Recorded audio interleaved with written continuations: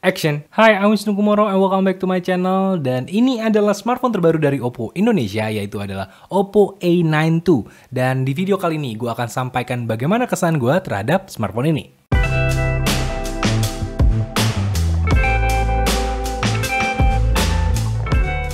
Mulai dari kemasannya. Di sini sebenarnya terlihat standar smartphone-nya Oppo, kotaknya terlihat colorful tapi nggak norak. Dan di dalamnya kalian akan dapatkan standar kelengkapan smartphone, mulai dari panduan penggunaan, SIM ejector, kabel charger USB Type-C, kepala charger, earphone, dan juga clear case. And this is nice. Kemudian untuk unitnya ini berwarna hitam. Dan sebenarnya ada beberapa warna lain. Selain Twilight Black, ada Aurora Purple dan juga Shining White. Dari sisi desain, Oppo seperti menggabungkan semua aspek smartphone kekinian di 2020 ini kepada smartphone ini. Sebut aja, layout kamera depan single blind hole, ada. Kemudian back case mengkilat dengan 3D curve design, ada. Bahkan layout kamera belakang model gaplek juga ada. Semua ciri kekinian di tahun 2020 ada semua di smartphone ini. Tapi ini membuat smartphone ini jadi terasa ya familiar. Don't get me wrong, it's a beautiful phone, but somehow it feels so familiar. Mungkin satu-satunya yang cukup menarik dan menjadi ciri khas dari smartphone ini adalah side fingerprint sensor yang menyatu dengan tombol power. Dan ini menjadi pembeda Oppo A9 II dengan seri A dari Oppo yang lainnya. Meski ini bukan teknologi baru, tapi keberadaan dari side fingerprint ini sebenarnya adalah penawar yang baik dari aspek desain yang familiar banget. Mungkin memang tidak lebih keren dengan fingerprint yang ada di samping ketimbang apa yang ada di layar, tapi menurut gue dengan ada di samping ini lebih fungsional. Dan lagi peran biometrik yang cepat dan akurat sebenarnya di momen begini tuh lagi penting banget, karena kalau pakai face unlock kita lagi sibuk pakai masker itu kadang menyulitkan, dan kadang kalau fingerprintnya di layar itu juga susah untuk kedeteksi. Jadi kalau ada side fingerprint kayak gini menurut gue ini adalah salah satu opsi bagus dan juga lebih fungsional. Dan tadi gue sempat sebut mengenai layout kameranya, jadi sekarang kita bahas mengenai kameranya dulu. Smartphone ini punya 48 megapiksel AI quad camera.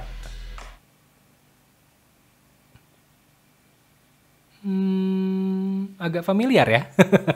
Well, anyway, 4 kamera belakangnya ini terdiri dari kamera utama 48 megapiksel dengan aperture f1.7.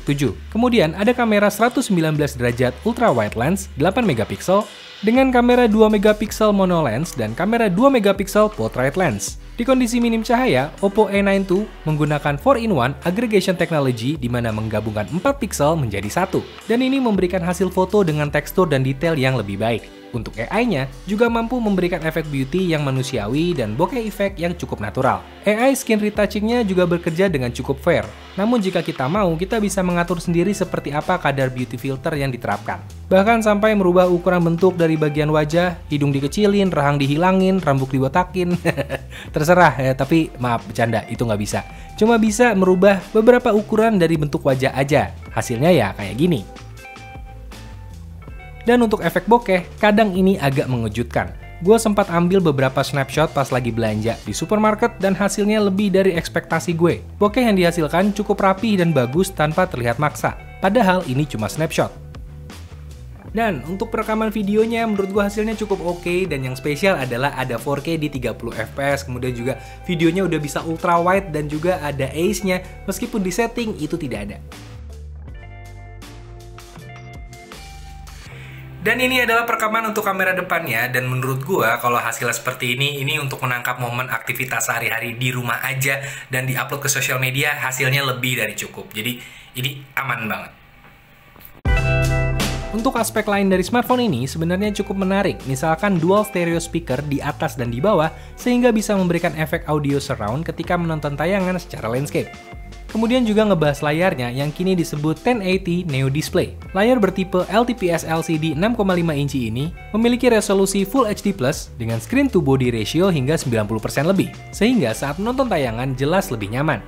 Dan untuk performanya, Oppo A9 II ini ditenagai Qualcomm Snapdragon 665 dengan RAM 8GB dan storage 128GB yang bisa di-expand dengan microSD hingga 256GB. Belum lagi ditunjang HyperBoost di mana Oppo memberikan peningkatan saat bermain game, terutama dalam hal akselerasi gambar, frame rate, dan touch responsiveness, serta ditunjang baterai 5000 mAh yang memiliki fitur 18 watt fast charge. Sayangnya di sini tidak ada VOOC flash charge 20 watt seperti apa yang ada di A91, tapi adanya cuma fast charge 18 watt. Well, meski bukan VOOC, tapi sebenarnya 18 watt fast charge juga cepet sih. Karena dari data internal yang gue terima, untuk baterai besar 5000 mAh-nya ini, dari 0 sampai 50% di charge-nya cuma 45 menit aja. Dan itu sebenarnya cepat. Belum lagi, Oppo udah menambahkan aspek keamanan, di mana ada flame retardant paste di bagian baterainya. Jadi kalau lagi nge-charge, itu lebih aman dan lebih adem. Jadi kalau kalian punya hobi meninggalkan smartphone yang lagi di-charge, kalian nggak perlu lagi was-was.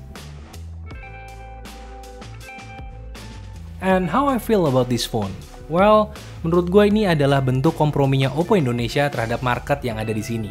Karena kalau diperhatikan dari spesifikasi, kemudian juga desainnya, atributnya, sampai ke komponen-komponennya, itu sebenarnya adalah rangkuman dari apa yang populer di pasar Indonesia.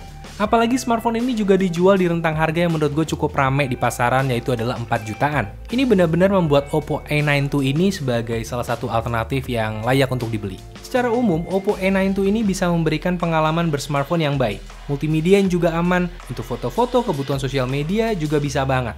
Baterainya pun besar dengan desain yang juga kekinian. Everything seems okay.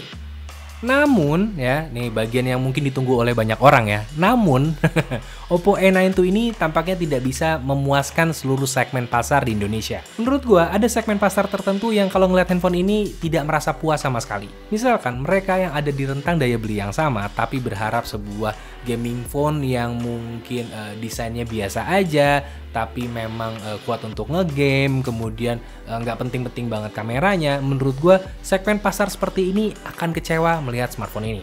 Karena bukannya nggak mampu untuk ngegame, tapi smartphone ini memang segmentasi pasarnya adalah untuk mereka yang suka dengan entertainment ringan, kemudian juga lebih aktif di sosial media, dan juga suka gaya. Jadi, kalau kalian mencari handphone yang all around, yang menurut gua bagus untuk segala kondisi di level yang aman, ini adalah salah satu alternatif yang baik menurut gue. Jadi kalau kalian mencari handphone all-round yang bagus dan punya aspek kekinian yang tinggi, menurut gue Oppo A92 ini adalah salah satu alternatif pilihan yang baik. Dan kalau bisa gue kasih skor, ini gue kasih skor 7,5 dari 10. Dan ya, itu adalah kesan gue terhadap smartphone ini. Kalau kalian suka dengan video ini, silahkan like dan subscribe. Dan kalau kalian suka banget, silahkan di-share ke teman-teman kalian.